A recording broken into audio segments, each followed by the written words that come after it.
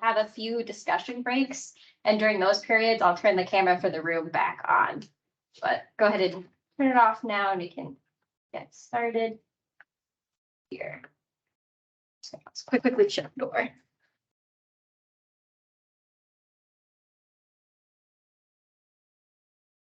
All right. So I think everyone knows why we're here today. We're here to talk about the Milwaukee eutrophication or undesirable algae BUI. But before we kind of jump in, we're going to do a quick housekeeping just because it's going to be a long meeting today. And so everyone knows the best way to provide feedback and when we have breaks and other things. We are going to be sharing a lot of information today. If at any point you need a clarifying question or anything like that, feel free to jump in and ask at that point. If you're virtual, just put it in the chat. Kelly's here. She's just monitoring that for everyone. But anyone in the room, go ahead and stop me and we can talk through it. And then for like specific discussions, there's going to be a few breaks. So any discussion points that are beyond just like, what is this slide saying? Please hold off on those until we get to those specific spots. And the other thing here is like we are throwing a lot at you today. You do not have to, this is not your only chance though to comment. We're going to give you plenty of other opportunities. If you need a little bit more time to digest or you need another format to provide comments on, such as like a written document, we will have those opportunities. We're going to summarize everything we talked about today in our report, and that will go out for public comment. So we'll all have a draft for that. Also, you can reach out to myself or Brendan at any time you want to provide additional feedback, and we'll also talk at the end on if we feel like we have might want to have another meeting once we have that draft to discuss. So we'll go ahead into the agenda. We're going to start briefly with an AOC overview just of the program. Just so we're all using the same language here today, there's a lot of ins and outs of that. So go ahead to make sure we're on the same page from the start. And then we'll do a very, very brief history of the eutrophication BUI. Really, it's just one slide before we talk about the approach we're kind of landing on. There's going to be probably like 10, 15 slides on that. And then we'll just break for the approach itself. And then after that discussion, we'll then go to targets, and then have another discussion just on the targets. And then end the day with next steps and any final points. So with that, we'll go ahead and go quickly into the AOC overview. I did steal these slides from the Milwaukee Waterways Partnership. Their slides are a lot prettier than mine. And if you're ever looking for more information on current projects in the AOC or other things, this is a good resource just on this website. So feel free to go there at any point in time. We'll just jump in with what is an area of concern. So there are 43 areas of concern between the United States and Canada. On this map, anything in yellow is Canadian area of concern, blue is the United States, gray is shared between the two countries. The majority of these AOCs were designated an area of concern in the 1987 Great Lakes Water Quality Agreement between the two countries. And these are really areas of some form of environmental impact due to human activity. And these are kind of the hotspot areas both countries agreed upon to focus their efforts. I believe there's only one AOC that was petitioned to be included in the list afterwards. That's actually Presque Isle, but all the other ones were just, that was like kind of the original list that both countries agreed upon. In Wisconsin, we have 5. So the St. Louis River, Lower Menominee, Fox River, Sheboygan, and Milwaukee. So we're clearly here talking about Milwaukee today. Along with designating those hotspot areas in the 1990s, the two countries came back and tried and agreed on a framework for what it meant to be an AOC. And through that, they came up with a list of 14 different impairments that an AOC may or may not have. In Milwaukee, we got 11. And we're here to talk about the bold one, number 10, the eutrophication or undesirable algae. But just so we all know, it's a set list of 14 that either country agreed upon, and it's one of those 14 sets of BUIs. I'm just going to talk briefly on the history of this. I promised a one slider, so we can get moving into what's going on now. so everyone's most interested. So this, like I said, in the 90s is when they developed the framework of having this list of BUIs. Following that, there was a period where each of the AOCs would confirm that that BUI was in place through some sort of monitoring or data available. So this BUI was confirmed, and the report for that is in the 1994 RAP. That's the remedial action plan for the AOC. The main reason why it was put in place, one of the big reasons is nuisance algal growth, and that's Cladophora. And you'll see 3 pictures here. Unfortunately, these 3 pictures are not actually from Milwaukee. They're from our Cladophora fact sheet for the DNR. They're just nice pictures on what Cladophora is and why it's an issue.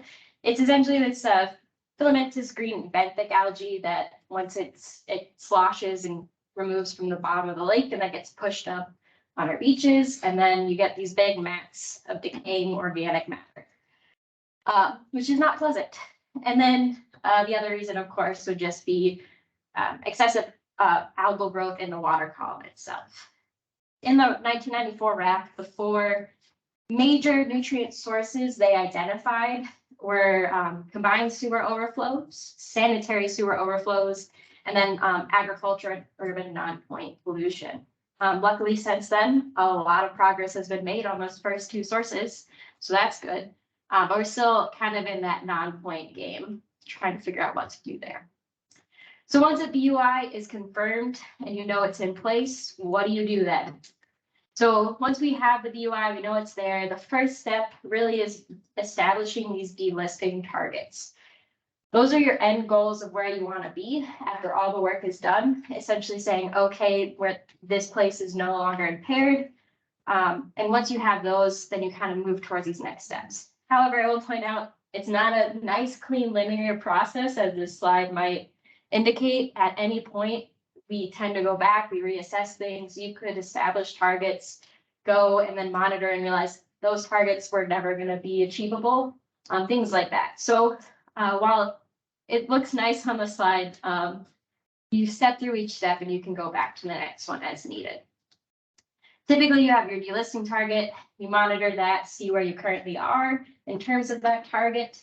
And then if appropriate for the BUI, you might develop projects and then implement those projects, see where you are after that, and then keep going through this cycle until you hit the final BUI status that you want to, or the final status you want to be to say that this area is no longer impaired.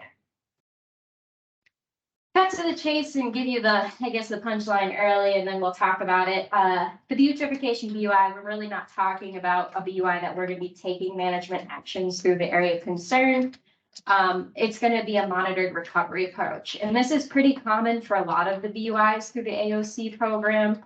A lot of them are just, we continue to collect data, say after you do a sediment cleanup or other things, and they don't have specific actions related to them. So, and in circle, what we're going to talk about later today is we're still in this establishing the appropriate target for our area instead. But before we get into the lovely discussion on that target, we're going to talk a little bit about why we chose not to pursue management actions. Before we get there, you kind of have to talk a little bit about when the thought process for when a BUI can be removed, and just putting this out there for everyone so we're all coming from the same spot of knowing how the AOC program functions. So there's 4 different scenarios in which a BUI can be removed. The first one is probably the most favorable that everyone wants, is your delisting target was met through the actions that you put in place. Everything's looking great and you can move forward. The second one does not apply here, but could apply depending on what the BUI is. If it's, say, fish tumors or something like that, that it can be demonstrated that the beneficial use impairment is due to natural rather than human causes. We're not talking about that option here for eutrophication. But 3 and 4, I do want everyone to keep in mind.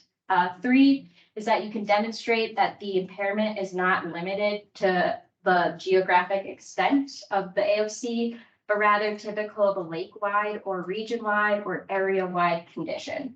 So we're really, the AOC program we're pretty stuck to the AOC boundaries. And we'll talk more about that in the next few slides. And then number 4, the impairment is caused by sources outside of the AOC area of concern. And the impairment is not restored, but the impairment classification can be removed or changed to impaired, not due to local sources. Responsibility for addressing out of the AOC sources is given to another party. So the example listed here would be the Lake-wide Management Action Plan, the LAMPs. Stacy's in the room today. She's our Wisconsin Lake Michigan LAMP coordinator. So that's just to kind of get everyone in the right mindset of how the AOC program functions. And now we're going to kind of go back to talking more about why we're not pursuing management actions. So really the big reason is whatever you do has to be tied to the geographic extent of the AOC. I'm not saying that all actions AOCs have ever taken are within this small boundary. They can be outside, but you have to tie whatever you do back to something within that boundary. Because of that, and because of the area that the Milwaukee Estuary falls in, it really inhibits our ability to make a lot of meaningful action in terms of nutrient reduction. The majority of the area our area of concern is in a highly urbanized area where the population density is so high that all the municipalities fall under the stormwater MS4 permits. We can't use any AOC funds to meet any regulatory requirements. They're federal funds. They'd have to be used in other ways. So things like above compliance or areas that are not regulated. Because of that, it really limits what our area of concern can do. And we'll keep talking about that and kind of give everyone a better picture of like what size of this pie we're really talking about. And luckily for us, in our basin, we do have a lot of resources to talk about that and a lot of people working on this issue, including the development of our total maximum daily load, or TMDL, for total suspended solids, total phosphorus, and bacteria. So we have that. That's essentially limits the amount of effluent a water body can receive and still meet state water quality or federal water quality standards. Ours was finalized in 2018, but to develop those allocations of how much phosphorus can be loaded into the system and meet our water quality goals, they had to model the baseline inputs of TP. So we can use that to kind of help decide, kind of help put a framework of what our program might be able to tackle, because they already did a lot of the legwork of going through where phosphorus is coming and from what sources and in what pots that is. We then, luckily, we also inherited a framework. So that Green Bay, the other area of concern that has been dealing with this BUI on the Lake Michigan side, has been in talks for years now with both EPA and their stakeholders and everyone about what a framework would be for establishing what an AOC portion is that fits into this program. So they did a lot of the legwork for us. We just luckily get to apply that framework and know kind of what it would look like here. Essentially, that is the AOC can cover non-point TP loading that's not already associated with that regulatory MS4 program. So before I throw a bunch of numbers at you again, I'm going to throw a couple maps here for those who are visual people. The one on the left is the Milwaukee area of concern with its sub-watersheds. The one on the right is the entire watershed area we're talking about for the TMDL and for really what's contributing to these end eutrophication points. And that red line on the one to the right is where that top of the most northern part of our AOC boundary ends, just so you can kind of visually understand that we're really talking about a limited spatial area for the much larger but much larger contribution area.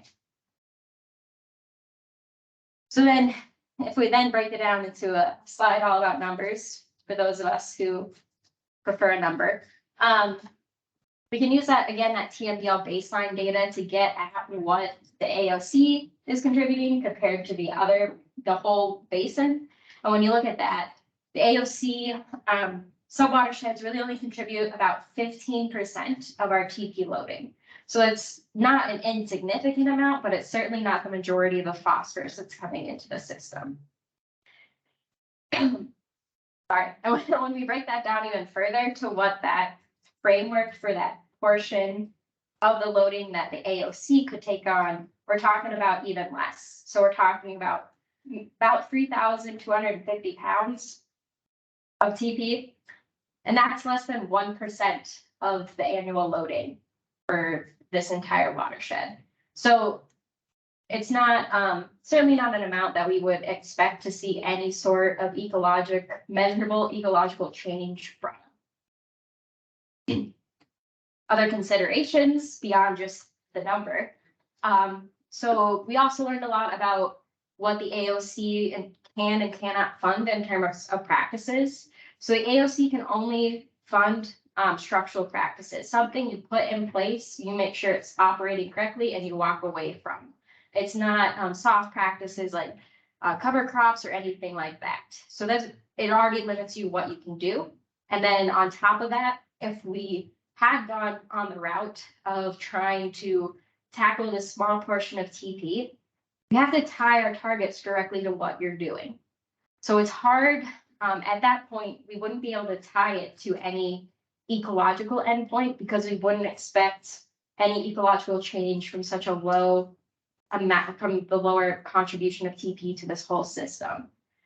So if we did go down this route, we would basically be implementing practices that would equate to this amount of phosphorus reduction and then removing the BUI. And then if we go really look into it and we look into how Green Bay justified getting some reduction practices funded and other AOCs, we don't really have the same justification here in the Milwaukee Estuary. The contribution to the loading from the AOC is very low. Also, the magnitude of the eutrophication problem in Milwaukee, in the Milwaukee Harbor, is not the same, not even close to the same magnitude we're talking about in Green Bay. So it's very difficult for this program to justify those kind of actions, given the fact that the amount that we could target is so low that we don't even expect it would cause any measurable ecological change to begin with. I have a few more slides here, and then I promise I'll let others talk. Just another summary, like we're not a watershed program, and we're tied to those boundaries. And we're recognizing this is still an issue for the AOC, but we're just saying we're not the best program to tackle it. There's lots of other programs and funding sources that are more flexible and better equipped to take a watershed approach, which is really what the science and everything is said is needed to reduce phosphorus loading. In addition, the AOC has specific areas and management action lists that we're investing in Milwaukee where we can make a much larger and measurable impact to the surrounding communities, including the Habitat Management Action List and the Population Management Action List, both of which are about $100 million just for those two lists of projects we're putting into Milwaukee. The sediment cleanup, not going to try to put a dollar amount, but it's much more than that. So we're already, like, this program is investing a lot into the actions it makes a big impact on. So it's really hard for us to justify putting more money into something we're not going to have an impact. More slides before I let others talk. Sorry. So if we're not going to do actions, what exactly is the AOC going to do? We're going to essentially gather information and continue to assess where we are in terms of this impairment. Some of you, like me, might be saying, oh, well, that's kind of redundant to what the 303D list does. How is this any different?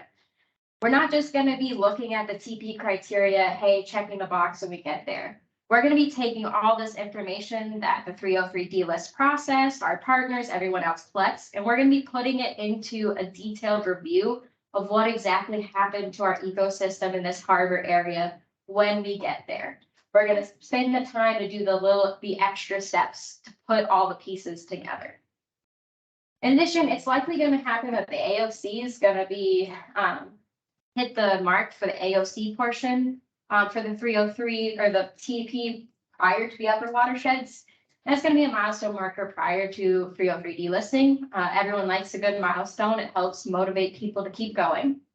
But I think the thing in bold is probably what our partners and everyone else cares about. By not tackling a smaller portion of phosphorus and waiting till we really get to a meaningful reduction, you can still use the BUI as a justification for all your grants and other funding sources and opportunities moving forward. And the Office of Great Waters will continue to write letters of support and other things for those projects for the AOC. One more slide, and then I promise my other talk.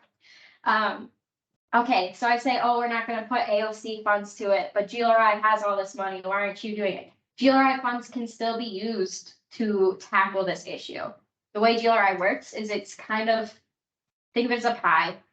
Piece of the pie goes to areas of concern. Another piece of this pie goes to a focus area called Focus Area 3. Focus Area 3 puts out both competitive and non-competitive options for reductions in non-point sources of nutrients. There's other competitive opportunities too that also get funded by GLRI. And then a list of a bunch of those agencies and organizations are on the slide. And Stacy, who's in the room, part of her job is helping everyone know about these opportunities and making sure we have projects to put forward for them. So while we're saying the AOC might not be the best, we're not saying GLRI isn't the best. We're just saying our piece of the pie probably is not going to get you there. And now I promised I would stop talking and let others. So I'll stop talking here and I'll go ahead and turn that camera back on and we can chat here in the group. Feel free to unmute yourself if you have any questions.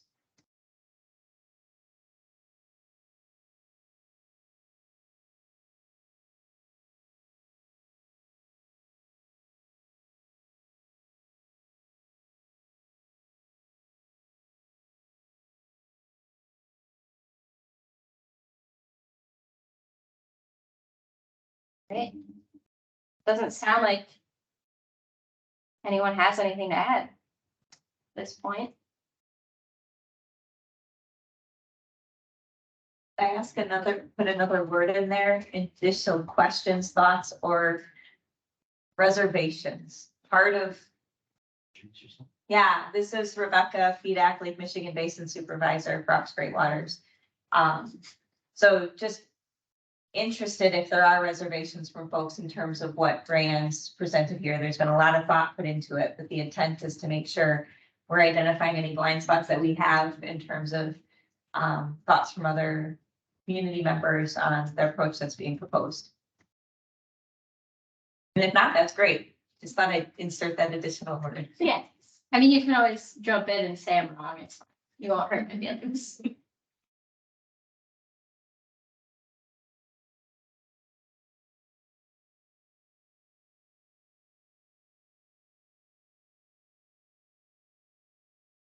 All right. Well, I had scheduled a bit of time before this transition, so I'm going to give it another couple of minutes here. See if anyone has final thoughts. Or give you guys a quick break before we jump into the target discussion. All right. Since no one's jumping back in, we'll take a 3-minute. We'll get going at 3:30.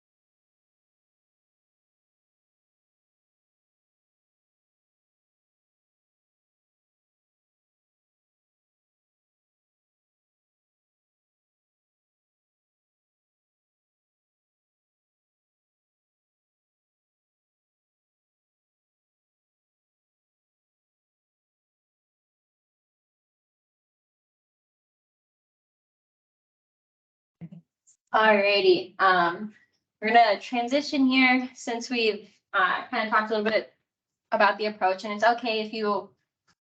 It's a lot of information to let sink in. It's okay, but go ahead, reach out, talk to us at any point in time. And we can come back to this at the end if thoughts come up and other things you want to talk about. But now we'll get my thing to work. There we go. Move on to the BUI targets. And before I do that, can I just get a quick mic check? Can you still hear us out there?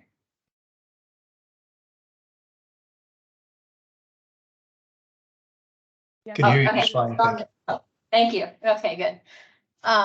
So I'm just going to quickly give a brief history of how we got to the current targets we have and what kind of the evolution of what they have been like. So our original targets were written in 2008. We contracted out to SEH and ECT to do a detailed review of targets and what our BUI targets should be for, I think, all of our areas of concern for Wisconsin. And they did that for Milwaukee. Part of the reason why that happened in 2008 is in anticipation of the Great Lakes Restoration Initiative and trying to move the AOC forward. We all of a sudden, the Great Lakes programs were going to get enough money to actually deal with the AOCs. So we kind of needed a little bit more structure into what that actually meant. So the original targets and that whole process was, they did a lot of research on what other targets were for the AOCs, what the current condition is. They talked a lot to our stakeholders. So that's how we got to these original ones. And the ones we have today and are very similar. The first three targets were all focused on some form of total phosphorus concentration. They had a no violation of dissolved oxygen concentrations, chlorophyll A concentrations within the AOC lake and impoundment areas could not exceed 4 micrograms per liter. No water bodies within the AOC are included on the list of impaired waters due to nutrients or excessive algal growth. And then the final one was no beach closures in the AOCs due to excessive nuisance algal growths. And then 2011, we did update them, but you're going to notice these targets are largely the same. They're updated mainly because the state of Wisconsin adopted total phosphorus criteria for the area. So we didn't need 3 total phosphorus targets. We had the TT criteria we could go on. We also had the TMDL. So the basin was on deck for a TMDL, so we could incorporate that into our targets. But you'll notice the language for the last 3 targets there are exactly the same. So, yep, this is our current targets that we have in place, but we are pushing for some updates. And I'm just going to go ahead and show you what I'm going to propose for these targets. It's going to be 2 slides. So there's one slide of like set target language, and then there's a slide that describes this additional consideration process. And when you see the actual target language, it's going to be a box, and then there's going to be like 2 very long paragraphs about additional kind of targets to include. But doesn't fit in one slide, so bear with me. So what we're going to propose is instead of having the 2 boxes for TMDL, we can just shorten the language and make it easier to read. We'll just combine the 2, put it in one box.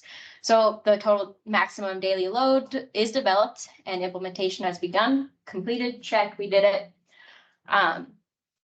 And then similar to what the whole framework was for the original 2 sets of targets, we're still keeping the framework based on total phosphorus and meeting that total phosphorus criteria. So what we really just did is clarify where we're applying that. So that will be applied to the Milwaukee, Menominee, and Kinnickinnic rivers. There's a little asterisk there that just goes to the actual notes on how we're assessing that. It's the same as WisCom, so don't worry. And then we're also adding an option for some trends analysis after all management actions for the AOC are completed. So that's the 2 target boxes. But don't worry about all those other parameters that we thought were important from the beginning. They are still included in kind of this additional consideration box. So these 4 items will still have to be monitored and considered before BUI removal, but we don't have a set threshold we'll have to meet. And I'll get into a little bit about why we chose this way. We know these are important factors in eutrophication, but the whole thought process and framework for reduction with the TMDL, it's really built upon that TP criteria. So whatever we do kind of has to go back to that. And it's a little hard to get the exact magnitude of change expected there. So we'll go through that a lot with chlorophyll today. Don't worry. There's lots of slides. Nitrogen we're also including, which is new mainly because the research is coming out that you can't just focus on phosphorus. Nitrogen and phosphorus both need to be considered even in phosphorus limited systems. And we're lucky enough in the Milwaukee River Basin to have so many partners that already collect all this data. So there's no reason not to include it. Dissolved oxygen, it was taken out in the 2011 targets, mainly because the code related to dissolved oxygen for the Connecticut River and a portion of Menominee was changed to allow those dissolved oxygen thresholds to be lower down to 2 milligrams per liter. So it was taken out there. We're just adding it back in as an additional consideration.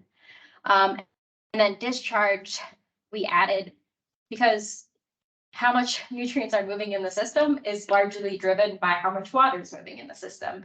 And there are expected to be some very drastic changes to the flow rates and discharge and timing of peak flows and how low flows are going to be with climate change. So we do need to factor that in if we're going to take a system-wide look at what's going on. So that's essentially what the targets are going to include. Now we can talk a little bit about why we made some of the changes in more detail. The easy one, the TP criteria, we just clarified where it's going to be applied. And then we're allowing for this trends analysis when all management actions are completed. Another easy one, instead of 2 boxes for the TMDL, we just put them in 1. Which was probably a little harder to deal with, considering that Cladoffer was one of the big reasons why this UI was originally put in place, is that we are taking that target out. There's a few reasons for that. One, beach closures have very strict language set to codes written by EPA and the funding sources. They're not put in place due to nuisance algal growth. They're put into place to either exceedances of E. coli levels or in some spots, exceedances of toxins with HAPs. The other thing is we have this lovely problem with invasive dracaenid or zebra quagga mussels. That makes controlling Cladoffer a lot more difficult because these mussels filter out the particulates in the water column. So they allow water to penetrate deeper. All of a sudden, the length in which Cladoffer can grow along the shoreline further out to deep, they can grow deeper and deeper in depths. So we're dealing with a larger area to manage. On top of that, these mussels filter out all this phosphorus and stuff in the water column, and then they excrete it right there where the Cladoffer grow. So they're very closely tied, and a lot of research has shown it's no longer possible to manage Cladophora due to this interaction just by reducing phosphorus. We have to take on the zebra and quagga mussels, and we can all be honest, that's not going to happen. So because of these complex interactions, we took out the Cladophora related target. The other thing that people might have issue with is the 303D. This really doesn't, I promise you, this isn't changing anything in like the end goals. This is really just semantics between how our program works and how their program works and where their language applies in the Great Lakes. The original target said it was no longer on the 303D list due to nuisance or excessive algal growth. The first thing we need to deal with is the fact that the guidelines we have for Wisconsin to apply the excessive algal growth designation for water body do not apply to the Great Lakes. So that automatically, that language isn't appropriate here. On top of that, when we talk about nutrients, they're already only talking about phosphorus. So we'd be essentially, it's just double counting the TP criteria. We're already assessing it the same way they do. We're not taking any other things out. Oh, the 303D list water quality program, so it's still us. I said they, I meant we as Wisconsin DNR. Well, that was really confusing. Yeah. I'm not supposed to ask questions until later, but. No, you can ask questions. You mean whenever. us? Yeah, I mean us, I mean, it's not, That's a big difference. Different It's a big program. difference, yeah, but Yeah. for me, it's. yeah, so It's a big we, difference between us and them. so we Just Wisconsin, take responsibility for it. yeah. Okay, sorry. Go Sorry, on. let's try Us. this, yeah, us. We are. Wisconsin We DNR, are. yeah. So the way we associate with the 303D, that excessive algal growth designation only applies to the inland grades, so it wouldn't be applied to this area anyway. So we would be essentially just double counting the TP criteria. So it really doesn't change anything, and we already specified the TP criteria out. We're already doing it the same way as Wisconsin. It's just simpler to take it out of there. On top of that, the 303D reaches, as you can see on the map, they don't perfectly align to our AOC boundaries. If we're already, so we would get into a weird thing at the end where like the 303D part of 303D reach says the impairment's still there, but the AOC portion of that reach says no. So just to simplify things, we're taking it out.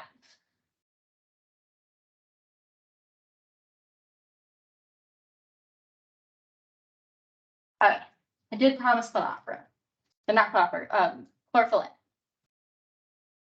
To get to chlorophyll A, I first have to go to TP, so please stick with me as I go through the status of total phosphorus.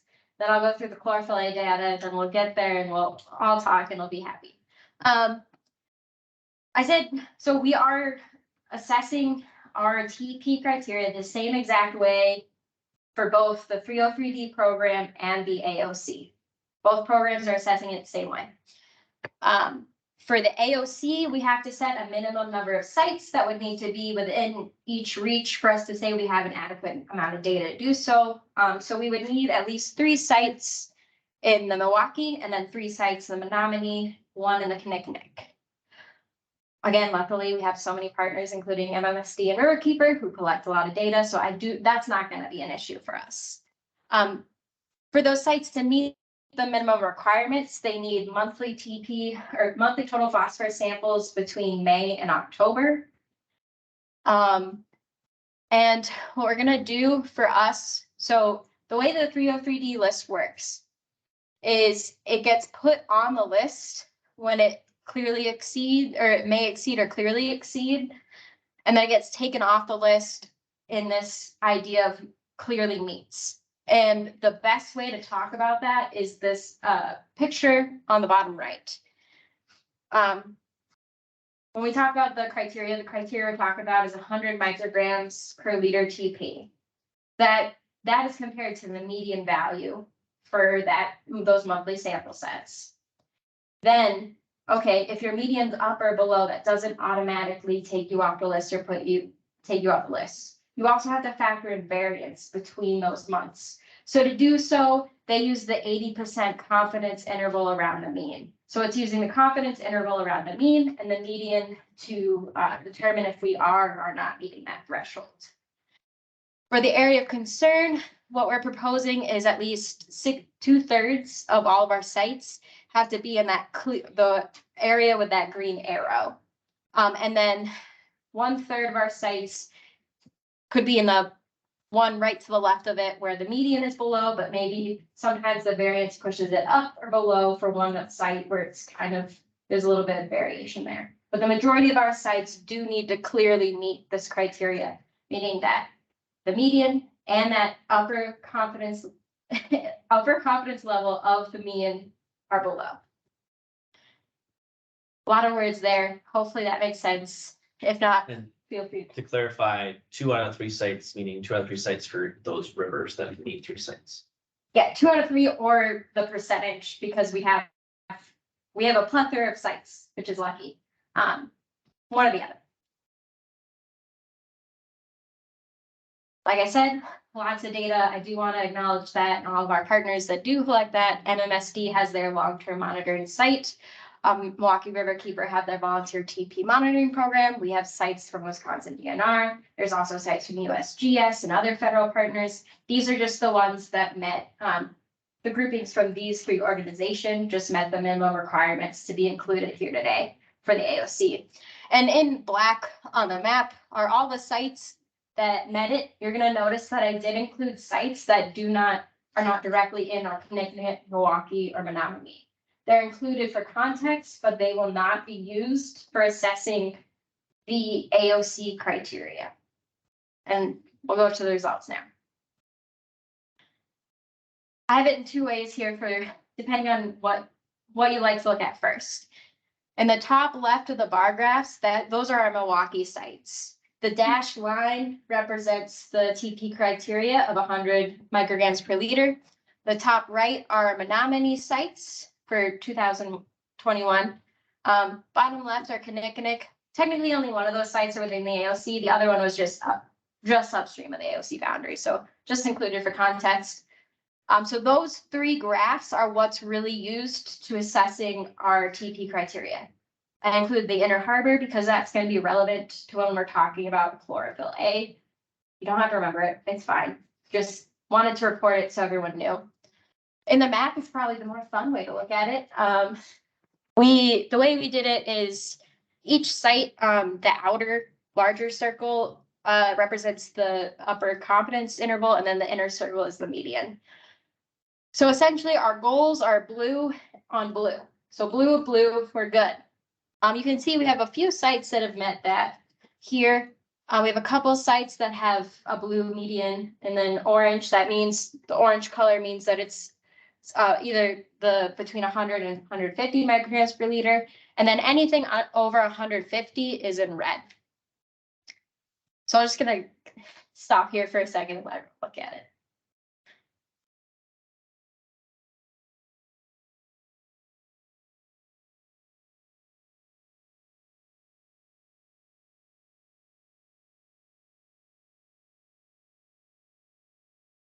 So that's the status currently. I did include some analysis of trends, but as our targets are written, we don't have management actions list completed. So no matter what the trends say, wouldn't be ready to remove the BUI yet because clearly from the previous slide, we didn't meet our TP needs. The simplest way to do a trends analysis with this kind of data is just to do a seasonal Kendall trends test. The way that works is it looks for trends over time, but within your year block, you can basically factor out the slope change between points. So this is seasonal data. You're going to have a peak each year and go down. So this trends test lets you kind of factor in those within your trend changes so you can see if it is actually changing as the years go on. And I performed it separately for each reach, and I used the MMSD data to do it in the last 10 years. I know we all have longer data sets than that, and I'll talk about why I'm choosing the 10 years in a second. Also, there were no changes within 10 years. I should have just said that. I made it seem like there would be something big reveal. No, there's no significant changes, but we can go through and just see what the plots of the raw data values look like. For each of those reaches in each of those sites from MMSD. This is the long-term monitoring site for Wisconsin DNR, and I'm going to stop here and kind of talk about why I'm saying we should really just look at a smaller time period for this, for these trends, because you're going to see here, we see differences over time, but it's kind of like a step ladder. We have something that initiates a change, and then you have a period of change, and then you reach a new homeostasis period, another period of change, and then you get another leveling out. When we're talking about that trends analysis for removing the AOC, we don't want to accidentally apply a trend across a full data set when we're about to hit a leveling out period. You want to make sure it's in that period of change and we're properly capturing that. So that's why I use the 10 years data. Honestly, when we get to that point, there'll be a lot more people looking at the data who are far better at complicated stats than I am, who can probably do some cooler things with it. But that's just something we are going to keep in mind when we're looking at this. Now that is the status of phosphorus and TP trends. Now, I promised chlorophyll A. There's a lot here too. Again, feel free to ask questions to clarify anything throughout. Again, we're lucky to have so many partners that collect so much great data.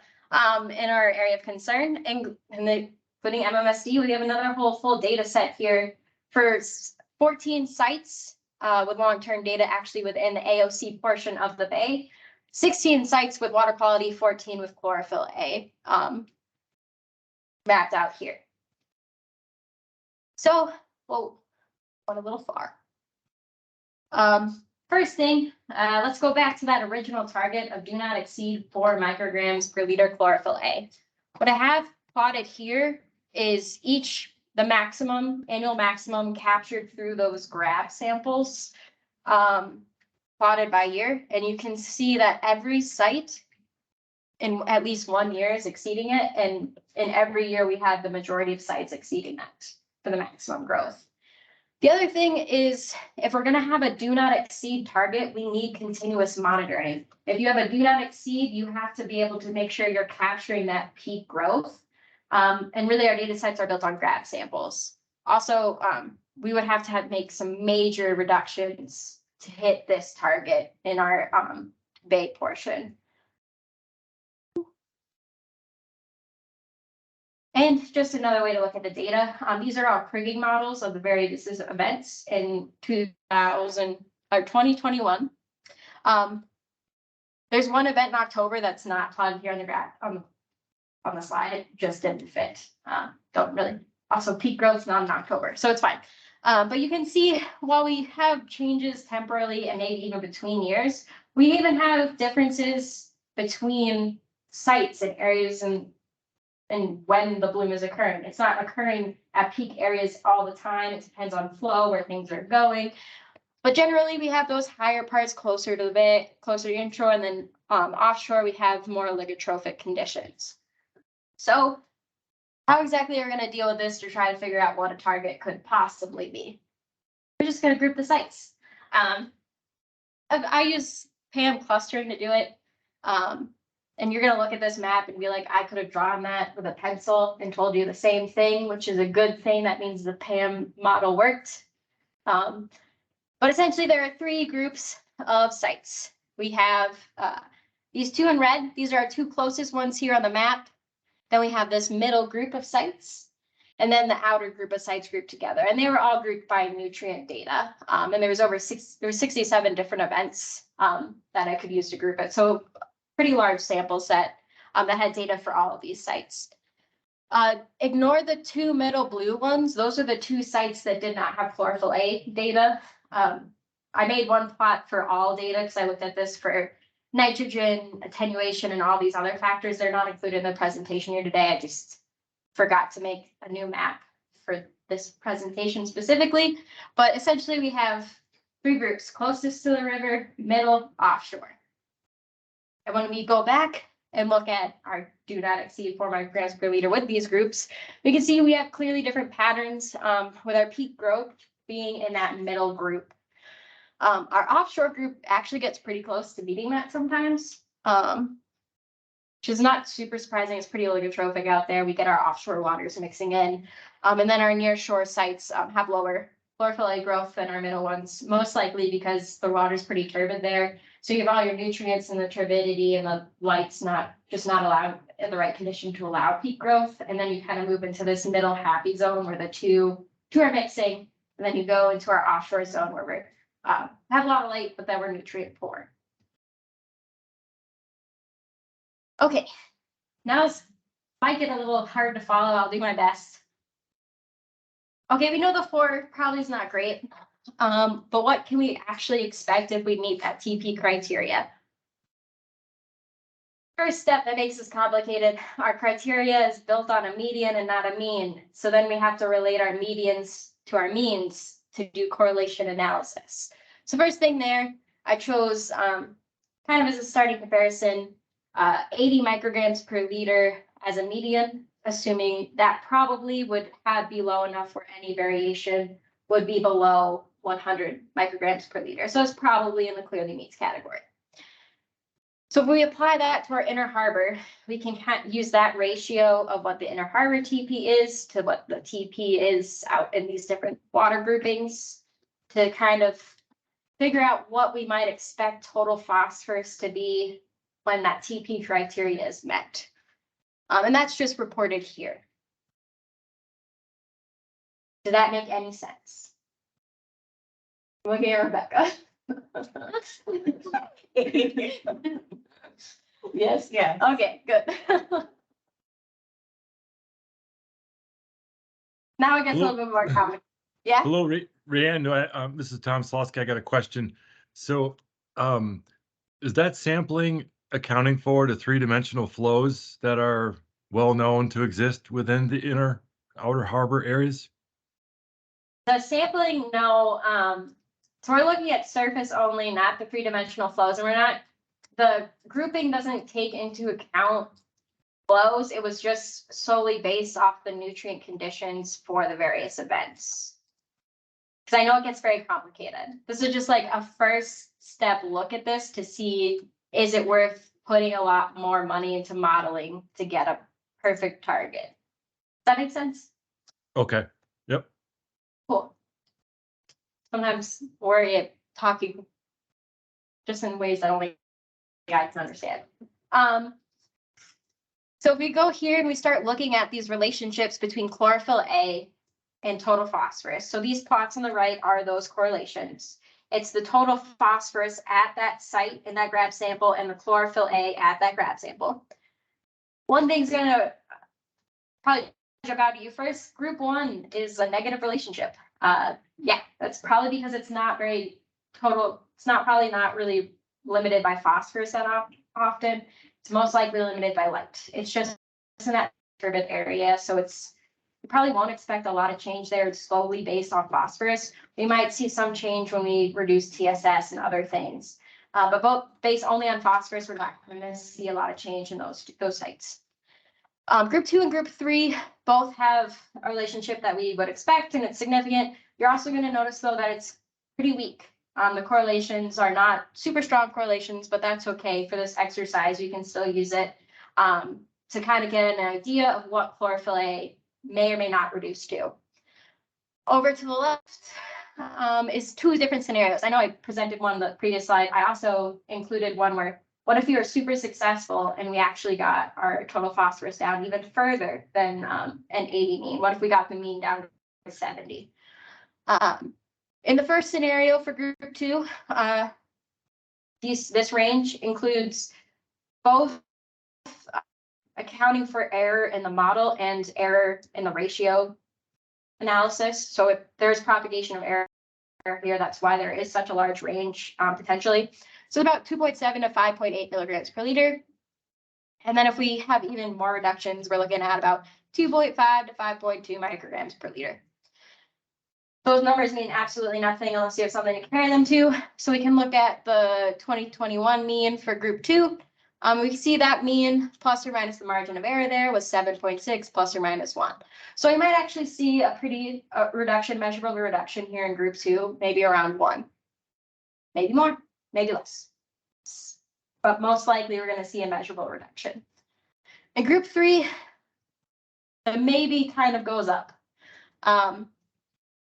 The 2 values are given there, the 0.4 to 0.7 most likely if we hit the 82. And then if we hit the 70, 0.4 to 0.6. The thing is these outer things are already super low in chlorophyll A and oligotrophic. So our magnitude of change there is going to be lower anyway. And if we're going to factor in all the error of this very rough estimate, the odds of us seeing a measurable change out there when we hit the TB criteria goes down. So I'm saying we're probably not going to see a measurable change in group 1 unless it happens with the TSS. But then we get in a weird situation where the light is no longer limiting and it might go up, might go down, somewhere in there. Group 2 probably will see a measurable change, and group 3 maybe not because it's just so low to begin with. Looking at this more, the P limited. Another way you can do again, this is a quick association to like group data. It's not the perfect way of being like, yes, all these are for sure P limited, all these are for sure not. It's just a quick way to look at the data to see how much effort we really want to put into finding chlorophyll A target. But a way to do that is we can look at how often the samples were P limited by using the particulate P ratio to chlorophyll A. Particulate P was estimated as the difference between total phosphorus and total dissolved phosphorus in this case. And if we just group that with all the sampling events that have all that data, not surprising, group 1 has a pretty low percentage of samples that were actually P limited. Group 2, we have the highest with 25%, which is probably matches what we kind of saw for the association in the previous graph. We might be surprised by group 3 being so low. Again, that's mainly because the chlorophyll A is already so low out there. So to maintain such a low chlorophyll A mass, there probably is sufficient P. So probably or sufficient phosphorus. So there's probably sufficient phosphorus in those areas to maintain that low chlorophyll A. The other thing to note is when you're talking about P limitation, of course, our data sets are focused from May to October to match our TP criteria with SCOM guidance. But P limitation is greater in the summer months. Those are the months you're going to be experiencing less temperature limitation and light limitation. So that's when you expect peak growth. The picture, I think, is just another way of getting at my point for group 1. It's pretty stark difference in that turbidity right there. We're talking about the samples, 2 sites that are really pretty much in the river mouth, like right there. It's probably just too turbid of water to really get peak chlorophyll A. Okay, so that's just my go through of looking at the data for what we might or may not expect for magnitude of change in chlorophyll A. But so what if we can't exactly tie it to an exact change to the TP criteria? There's other options out there. There's other thresholds. People have been looking at this for a long time. The first one that probably comes to mind for people who are really into Great Lakes research is the National Coastal Condition Assessment. Here's the kicker: it doesn't apply to river mouths, which is the system we're working on now. Theirs is about 3.6 for fair for chlorophyll A, but it's not appropriate for a river mouth system, which is what we're working on. In fact, the Great Lakes, we don't really have a threshold for river mouth systems. They're just kind of variable. Again, the Wisconsin DNR chlorophyll A threshold does not apply to the Great Lakes. It only applies to inland lakes. That's mainly because that threshold was developed using inland lake data and is meant for those ecosystems. However, there's a secret option 3. We can just borrow a target from a different AOC. Hamilton Harbor AOC is a Canadian one. And they have kind of a similar data set, though they have less sites, where they have these long-term monitoring stations. And they have a goal of a geometric mean of chlorophyll A between 5 and 10 micrograms per liter. They have a range because they're recognizing it's river system, river mouth, you're going to have a gradient. If we apply that to our data set here, the way they apply it, that's the graph here on the left. The 5 is the bottom dash line, 10 is the top dash line. Our means, geometric means, are the circles with the standard deviations. We're already meeting that target. Over on the right is the annual means by site. And if you want to separate it out by site, there are years where every single site at the mean based off this graph samples. And I should mention their target is also based off monthly graph samples. We just have a few sites that exceed it every now and then. So if we really, really need a target for chlorophyll A, this might be an appropriate one. However, I'm going to recommend we don't worry about too much. One, yes, that 4 micrograms per liter chlorophyll A target, probably not going to meet that. It's not going to be, certainly not based off the proportion of total phosphorus reductions we're talking about to meet the TP criteria. The total phosphorus concentrations in the river systems going into the harbor would need to be much lower than that 100 micrograms per liter. Our middle portion of our AOC harbor areas, the area we're most likely to see a measurable change. So not those outer sites, not right there in the river mouth, right there in the middle, that happy spot, we'll probably see some change. But we're not like 100% clear the magnitude of change, and maybe this analysis really just indicates it might not be worth trying to get at that perfect number, because we're probably not going to get a perfect magnitude change there. And we could honestly copy the Hamilton Harbor one if we really wanted to, and we're already meeting it. But we could also just move forward and say that we need to assess chlorophyll A and not worry about getting the perfect box on the page. Which is kind of the point of those additional considerations, is that we don't need a perfect threshold to say it's important. and that's kind of what I'm saying here is, it's the same thing for nitrogen, dissolved oxygen and discharge. These things are important. We know they're important. We don't need a perfect value to compare to. Our framework for reductions in the area is really hoping that TMDL is successful, and that's built around the total phosphorus criteria. So we'll just keep our targets based on that, and we'll just measure everything else because that data already exists and is being taken, and see how it changes when we get there. We're not going to talk about those today because I've already talked a lot. And the whole point was others talking too. So with this, again, I will stop talking and anyone else can jump in and share their feelings about these targets. Now, again, it's not your only opportunity. We'll have other meetings if you need them, where it's also going to be out in written draft form for public comment. You can reach out to Brennan or myself, and we'll go through the next steps after this discussion of kind of like, when does this go from a draft target to the target? I'm gonna stop talking now. Do you want to back up to the arbitrage?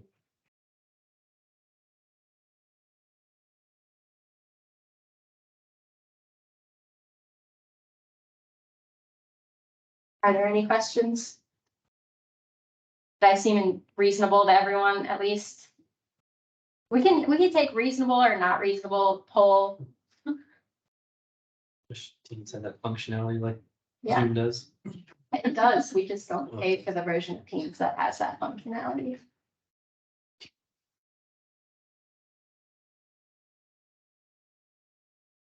Yeah, I'll add in that same word again, in addition to questions, if there's reservations or concerns that folks have with what Rayanne laid out. And if you can't think of them now, feel free to shoot us an email or get a hold of us at a different time.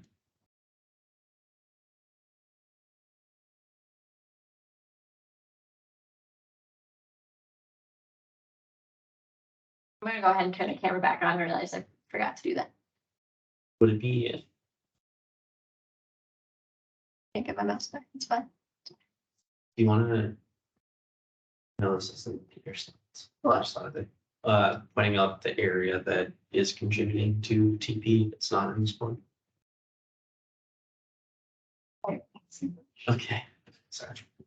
Maybe if there's time. If there's, I mean, there is time where, we had budgeted a lot of time for discussion. I only have like 2 more slides left, so don't feel like I have a lot more to give you guys here today. We can talk now, or I can show the next steps and then we can just talk about everything we talked about today, if that works.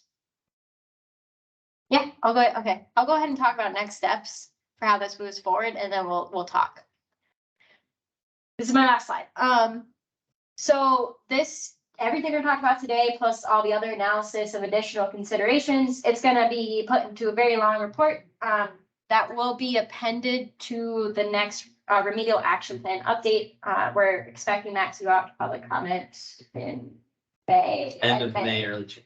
End of May and early June, so that'll be in there and it'll be out for public comment. So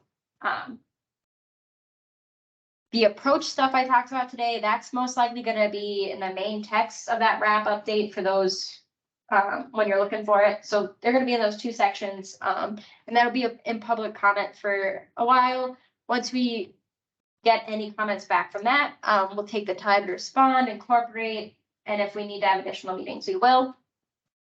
But once we get to a point where that wrap is finalized and up, that is when we'll consider the new targets moving forward. Does that make sense for everyone?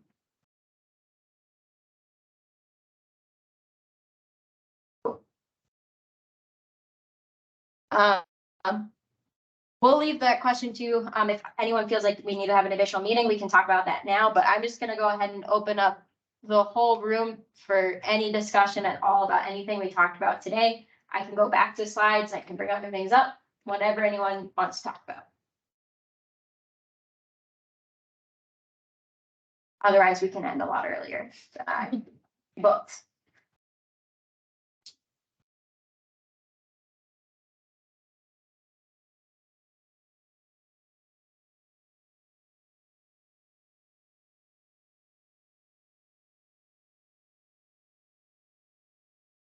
The only other thing I would add,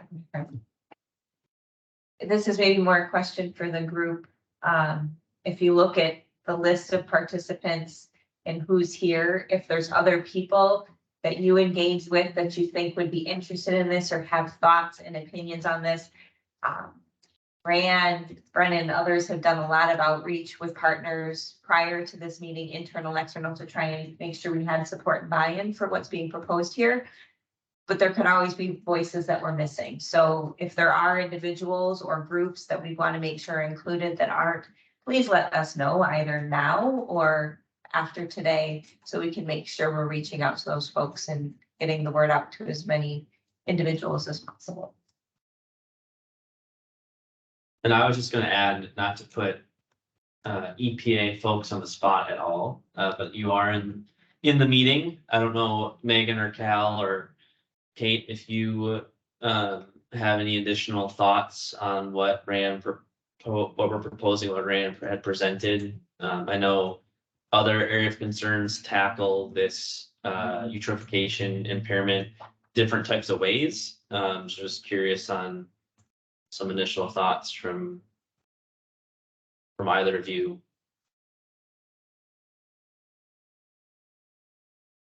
Hi, this is Cal. Just want to say thanks for the presentation, and yeah, I think this makes sense and is reasonable to me. I'm pretty new to being the eutrophication TRL, but I'm looking at the other ones. They take either similar approach, or I guess in like a long time ago, is like addressing a very obvious point source was like the key to getting this BUI removed. So yeah, no other comments at this time. Thanks, Cal.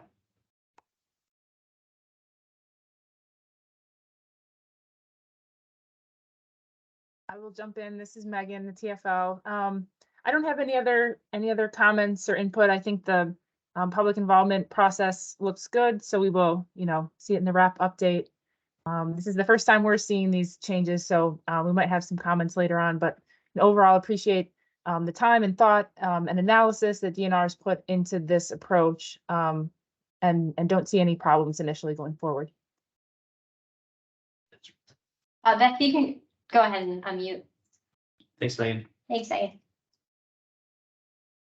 Hi, this is Beth Wenzel at MMSD. I guess just maybe some clarifying questions just to make sure I understand what's being proposed. So we're not proposing any specific management actions, right, for this BUI?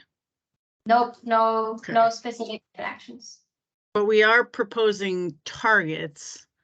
So are those, and so we're not proposing management actions because this impairment is better addressed through the TMDL program.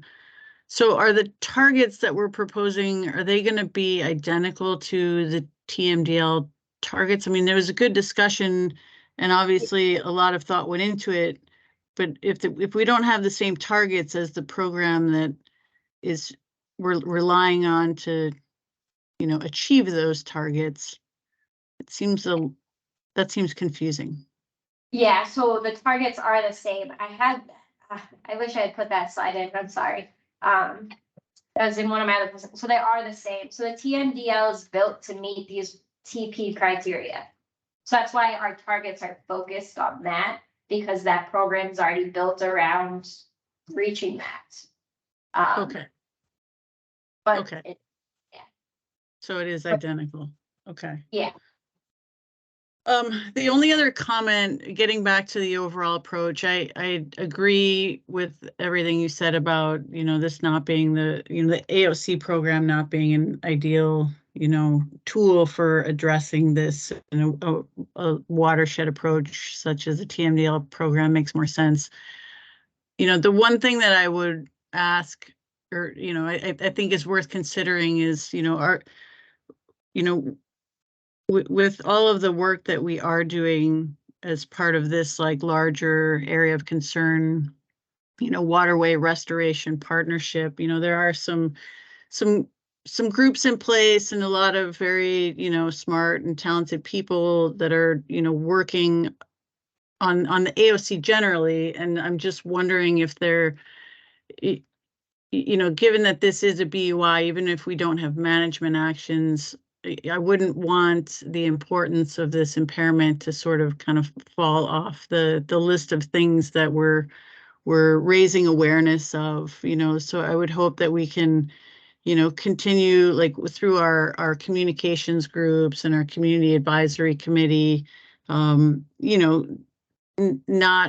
forget about this and encourage, all of our communications to also be, highlighting the importance of addressing this impairment, because I think we are doing, a lot of outreach that's different than some of those other programs, and we may reach other people. And so overall, I don't disagree with the approach from a technical perspective, but I think it's important to keep this, issue elevated and identified as, an important part of addressing the area of concern overall. Yeah. Beth, it's a good point, and I think what we've actually been talking with some of the TMDL folks about the WRP and how it connects to some of the outreach that they're doing, acknowledging that these things should not be siloed, right?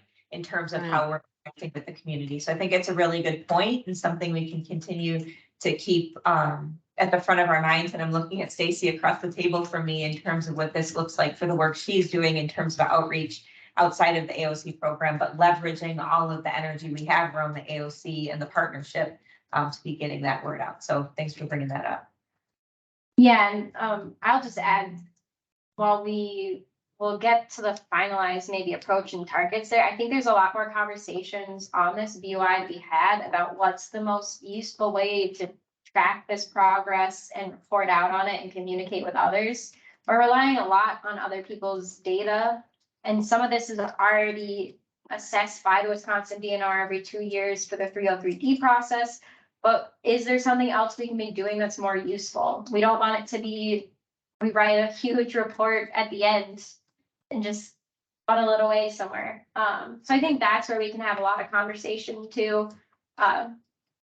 Just because we're not having management action list doesn't mean it falls off our radar. It just means the way we deal with it is a little different.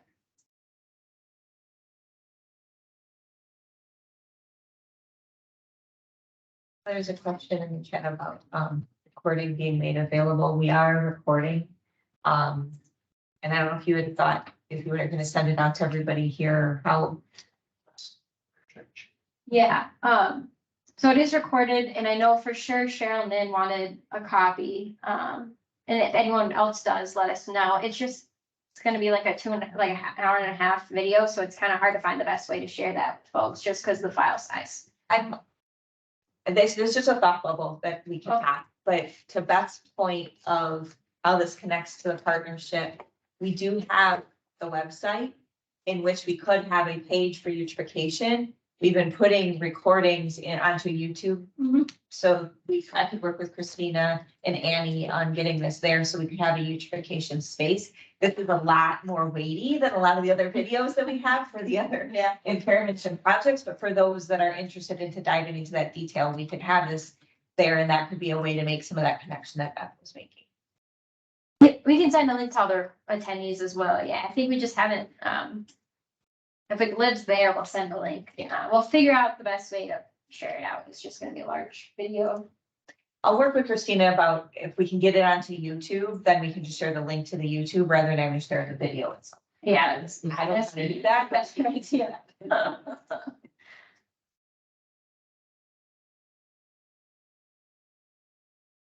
Is it worth going back through and looking at that area or?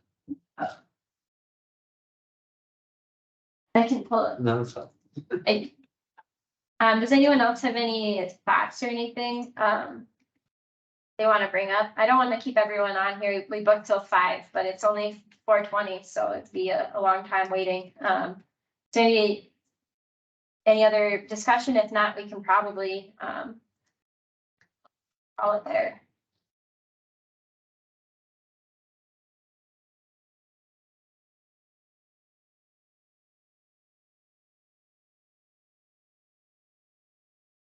All right. think we have enough long awkward pauses for today.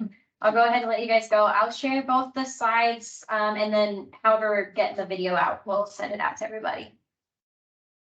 All right, thanks.